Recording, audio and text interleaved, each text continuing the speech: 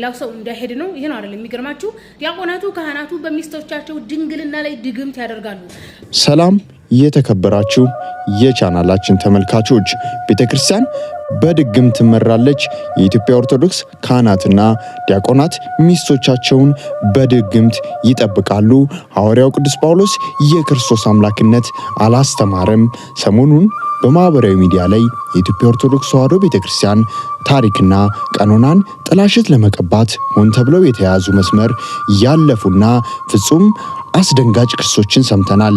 እነዚህን የስድብና የጥላቻ ንግግሮች ለሰማ ሰው አንድ ጥያቄ መነሳቱ አይቀርም። እውነታው ግን ምንድነው?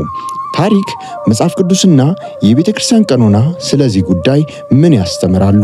ዛሬ ስሜታዊነትን ወደ ጎን ትተን እነዚህን የፈጠራ ክሶች በምሁራዊ ማስረጃና በመጽሐፍ ቅዱስ እውነት አንድ ባንድ እናረጋግጣለን። ይህን ቪዲዮ እስከ መጨረሻው ስትመለከቱ የእውነቱ ብርሃን ይበራላችኋል። እንኳን በደህና መጣችሁ። ወደ መጀመሪያው ክስ እንለፍ። በቪዲዮው ላይ የኦርቶዶክስ ካህናትና ዲያቆናት በሚስቶቻቸው ላይ ድግምት ያደርጋሉ፣ ጳጳሳትም የሕዝብ ፍቅርን ገንዘብ ለማግኘት ድግምት ይጠቀማሉ የሚል እጅግ አሳፋሪና ቅጣጣ ስም ማጥፋት ተሰንዝሯል። ይህንን ክስ ለማፍረስ መጀመሪያ ቤተክርስቲያን ስለ ድግምት ያላትን አቋም እንይ። የኢትዮጵያ ኦርቶዶክስ ተዋሕዶ ቤተክርስቲያን ድግምትን፣ መተትንና አስማትን አጥብቃ የምታወግዝ የምትጸየፍና የምታወግዝ ተቋም ናት። በመጽሐፍ ቅዱስ በገላትያ መልእክት ምዕራፍ 5 ቁጥር 20 ላይ ድግምት ግልጽ በሆነ ቋንቋ ከሥጋ ሥራዎች አንዱ ተደርጎ የተወገዘ ኃጢአት ነው።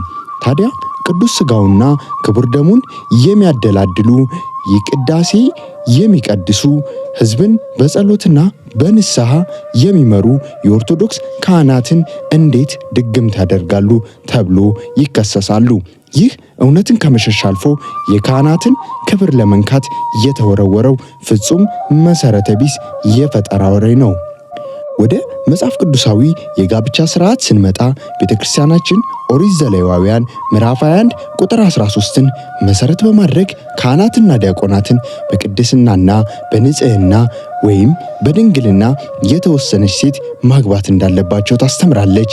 ይህን የክህነት ማዕረግና ቅድስናን ክብሩን ለመጠበቅ የሚደረግ እንጂ የሰውን ነጻነት የሚጋፋ ስርዓት አይደለም። ጋብቻ በተክሊል የሚፈጸመው በቅዱስ ቁርባንና በጸሎት እንጂ በድግምት አይደለም። ተቺዋ ስለ ካህናት ያቀረበችው የድግምት ክስ ምንም አይነት ሃይማኖታዊ፣ ታሪካዊና ሕጋዊ ማስረጃ የሌለው ፍጹም ውሸት ነው። ሁለተኛው ነጥብ የጋብቻ ዕድሜንና ፍትሐ ነገሥትን የተመለከተ ነው። ተቺዋ በአሁኑ ዘመን በኦርቶዶክስ ውስጥ ያሉ ሰዎችን ለመከላከል ሲባል የጋብቻ ስርዓቶች ይቀያየራሉ። ፍትሐ ነገሥት ደግሞ ከሮማውያን ከግሪካውያን ጣዖት አምላኪዎች የመጣ ነው የሚል የዋህነት የተሞላበት ክስ ሰንዝራለች። እውነታውን በመጀመሪያ ደረጃ ያለ ዕድሜ ጋብቻ ባህላዊ ማህበራዊ ችግር እንጂ የኦርቶዶክስ ሃይማኖት ዶግማ ወይም የማይቀየር መሰረተ እምነት አይደለም። በአሁኑ ዘመን የኢትዮጵያ ኦርቶዶክስ ተዋሕዶ ቤተክርስቲያን ቅዱስ ሲኖዶስ ከዓለም አቀፍና ከሀገር ውስጥ ሕግጋት ጋር በመስማማት ከ18 ዓመት በታች የሚደረግ ማንኛውንም ጋብቻ ፈጽሞ አይፈቅድም፣ አያጋባምም። ስለ ፍትሐ ነገሥት አመጣጥ ስነጋገር ደግሞ ታሪክን ማወቅ ያስፈልጋል። ፍትሐ ነገሥት የተሰባሰበው በ13ኛው መቶ ክፍለ ዘመን በግብፃዊ ክርስቲያን ምሁር በኢብን አላሳል ነው። ይህ መጽሐፍ ጥንታዊውን የሮማውያን ሲቪል ሕግ ብቻ ሳይሆን መጽሐፍ ቅዱስን፣ የሐዋርያትን ቀኖናና የአጠቃላይ የቤተ ክርስቲያን ጉባኤት ውሳኔዎችን አዋህዶ የያዘ ታላቅ የሕግ ሰነድ ነው። ፍትሐ ነገሥት የሀገር መመሪያ ሆኖ ለዘመናት አገልግሏል። ቤተ ክርስቲያን ይህንን መጽሐፍ የሚጠቀመው ለስርዓትና ለቀኖና አስከባሪነት እንጂ እንደ ወንጌል ዶግማ አድርጋ አይደለም። ቀኖና ደግሞ እንደ ዘመኑ ሁኔታ፣ እንደ ሕዝቡ ጥቅም በቅዱስ ሲኖዶስ ውሳኔ ሊሻሻልና ሊቀየር እንደሚችል ቤተ ክርስቲያናችን ጠንቅቃ ታውቃለች። ስለዚህ ክርስቲያኖች የጋብቻ ስርዓቱን ለመሸሸግ በየዘመኑ ይቀያየራሉ የሚለው ክስ የቤተ ክርስቲያን የቀኖና አሰራር ካለመረዳት የመነጨ ስህተት ነው። አሁን ደግሞ ወደ ትልቁ ሃይማኖታዊ ስህተት እንለፍ። ተችዋ በቪዲዮ ማብቂያ ላይ ጳውሎስን የምወደው ኢየሱስን ፈጣሪ ነው ብሎ ስላላስተማረና ስላላመነ ነው በማለት ትናገራለች። ይህ ንግግር ሐዋርያው ቅዱስ ጳውሎስን የጻፋቸውን 14ቱን መልእክታት ፈጽሞ ካለማንበቡ ወይም ሆን ብሎ እውነትን ከመካድ የመጣ ትልቅ ስህተት ነው።